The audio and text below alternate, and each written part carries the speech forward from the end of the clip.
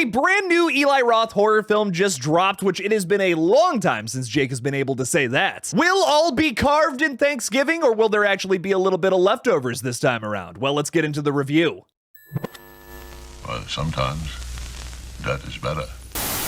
Alright, so getting right into this. Eli Roth has returned to horror after not making a horror film since 2016. Eli Roth movies can come off as an acquired taste for some people. They have this ultra level of campiness that is so specific to a lot of his early films, and also dive into some of the most gruesome gore you've ever seen, at least from the 2000s. It's the marriage of these two things with a grindhouse style splattered all over it, and you get yourself a brand new Eli Roth horror film. Now, personally, I feel like a lot of those elements have been missing from some of his latest films, basically anything past The Green Inferno. Eli has also directed a documentary, a children's movie, and the upcoming Borderlands film that comes out next year. So the guy's branching out, he's trying some different things, I respect it, but I think that Eli Roth is at his best when he's making some f***ed up horror films, something more akin to Hostel, Hostel Part 2, Cabin Fever, The Green Inferno. I love all of these bad boys. Thanksgiving is thankfully that, going all the way back to his roots from his 2000s horror films. Getting into a non-spoiler review, Thanksgiving is a fun, campy, bloody, chaotic slasher that will either have you reeling back in disgust or falling out of your seat laughing. There is so much to love about this film if it's the campy characters that are super ridiculous, well written, and maybe not the best performed. We'll talk about that a little later. The kills absolutely not disappointing whatsoever. They are all some of the best from his entire catalog without a doubt. There's two scenes in particular that I feel like were so unbelievably hard to watch, and I loved it. Scream fans should rejoice as well because this is a bit of a murder mystery. A whodunit even.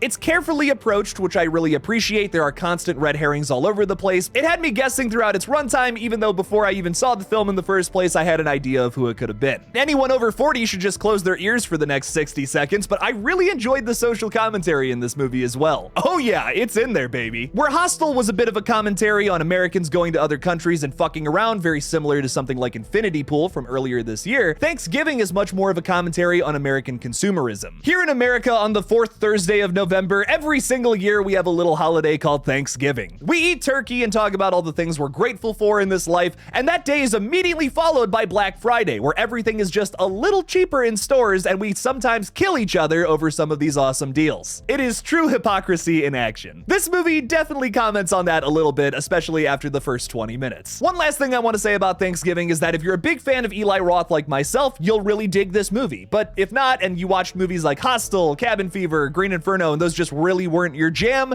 this is kind of in the same vein as that. In a lot of ways, Eli Roth is the Primus of horror, a much so acquired taste that if you just listened to them for the first time, you probably thought they were total ass. See, then you listen to Jerry Was a Race Car Driver a couple of times, and then you start to appreciate Les Claypool's crazy bass lines and weird vocals, Larry Lalonde's incredible guitar work where he just complements the bass line, which is so weird, it's usually the other way around, and also drummer Tim Alexander's crazy syncopated beats. In my opinion, it takes a little while to truly appreciate an Eli Roth horror film. At first glance, you might be like, I don't know about that. I don't know if that really works. Same thing with Sailing the Seas of Cheese. I did not like it at first at all, but now Primus is truly one of my favorite bands, just like how I really appreciate Eli Roth. I'm not trying to invalidate any opinions here. If you don't like Eli Roth, I respect it. But what I will say is give the guy more than just one chance. So do I recommend seeing Thanksgiving in the theaters? Absolutely. Even if you're not a big fan of Eli Roth, I recommend checking this one out. All right, everybody, we're getting into some spoiler territory for Thanksgiving, so do not go any further. Just like a Scream movie, there's a murder mystery happening here. You don't want to know who the killer or killers are in this film before you see it.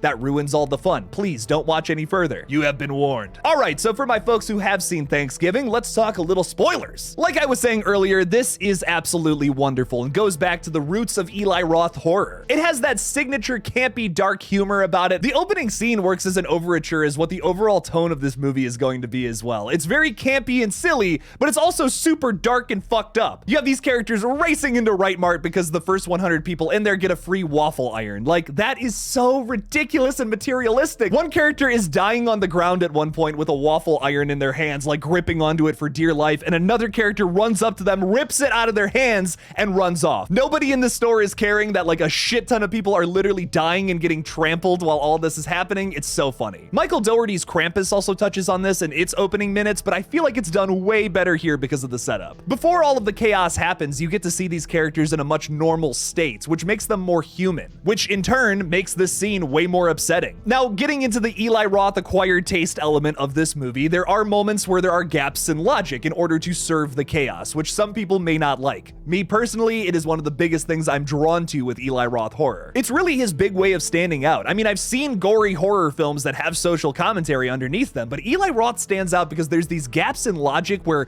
maybe human beings wouldn't actually act like this in real life, but it's always based on something real times 1,000. Like, have people gotten trampled and killed on Black Friday? Yes, but this takes it to the extreme. I mean, people are getting their throats slit by the glass on the door and shit, and no one is reacting to it. Yes, it is in your face and it's getting a message across, but it's so entertaining to watch. It's not like these new Disney movies that are just shoving it down your throat the entire time and forgetting to be a movie. Personally, I feel like social commentary can add depth to something like a simple slasher, and it's done really well throughout the entire film, but obviously that first 20 minutes is like where it's done the best. Speaking of which, the kills are phenomenal in Thanksgiving across the board. Not one left me disappointed. There are two kills in particular that upset me the most. The girl on the trampoline fucked me up, dude, which is of course an evolution from the trailer that this movie is based off of. If you don't know anything about that, Thanksgiving was originally just a faux trailer for Grindhouse, which was this big event in 2007 where directors Quentin Tarantino and Robert Rodriguez put a double feature in theaters at the same time. This was like a 4-hour event that was a total flop, unfortunately. But many really good movies have come from it, including Terror Planet, Hobo with a Shotgun, and Machete. The latest entry in the Grindhouse franchise, I guess, is Thanksgiving. One of the most interesting elements to Thanksgiving is that it is just all of these random scenes from this fake trailer that came out in 2007 pieced together into an hour and 47 long movie. For that reason, it can get a little clunky at times getting from scene to scene, but I didn't really mind it all that much. There's one instance during the parade where all of our main characters get into the back of a police car,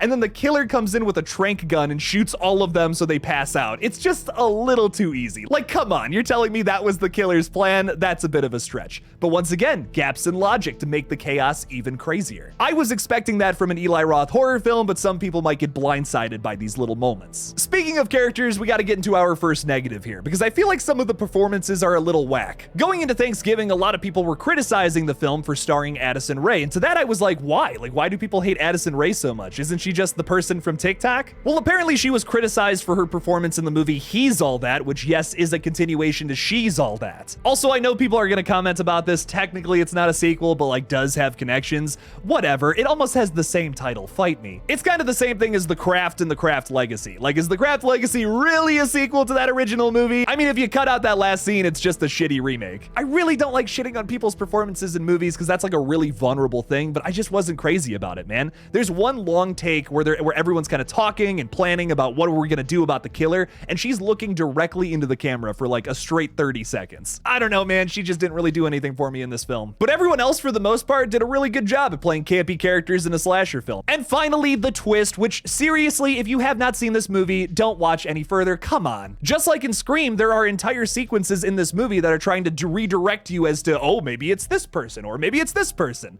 And you lose all of the fun and momentum in those sequences if you already know who it is. So please don't ruin this movie that was an effort of many people's labors versus just watching one man's shitty review. I really thought Bobby was gonna get revealed as the killer, but then there was also like another person, because Bobby was like a little obvious the whole time. But I thought they were going the Billy Loomis route, where they make one aspect to the twist really obvious and the other part of it you never could have guessed because you already thought you had it figured out. I was thinking like Bobby and the guy whose wife died, like maybe they were in cahoots somehow doing all of this, but no, it was Patrick Dempsey, because of course it was. I had said in a live stream maybe a couple of months ago, like, yeah, it's probably Patrick Dempsey because he's the biggest star in this whole thing. The other thing that's really interesting about this, Scream fans, you may want to perk your ears up, is that Patrick Dempsey had a huge role in this film, surprise, surprise, not really, and it also comes from the same studio making the brand new Scream films, Spyglass Media. So even though we don't have confirmation that Mark Kincaid will come back for Scream 7, I think that it's absolutely going to happen now, considering the company literally just worked with Patrick Dempsey in this movie. The other really funny thing about Thanksgiving is that it's so close to the twist in Scream 6, it almost hurts a little bit. Patrick Dempsey's Sheriff Newlin is killing everybody in this town because Gina Gershon, a character that he was having an affair with, was pregnant with his child and was killed in the Black Friday massacre, displayed to us at the beginning of the film. It's weird because it's almost like an inverse of Scream 6. I actually really liked the motive in Scream 6 because personally I feel like it builds off of the motive from the second film, but I wasn't crazy about the reveal because I had it figured out halfway through the film. Like, it is pretty obvious that Dermot Mulroney was the killer the entire time, especially after this line. You fuck with my family,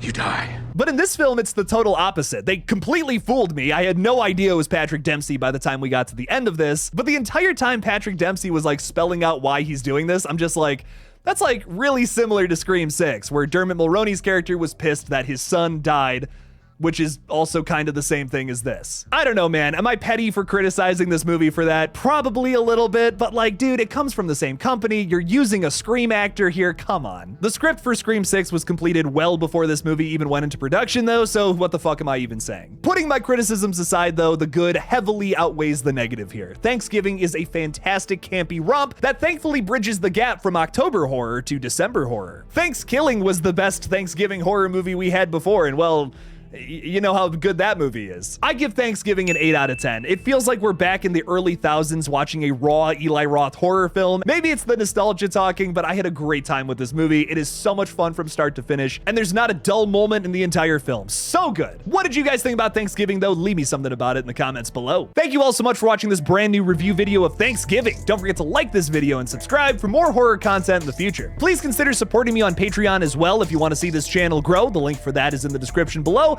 And as always, don't forget to kill it out there, y'all. Peace.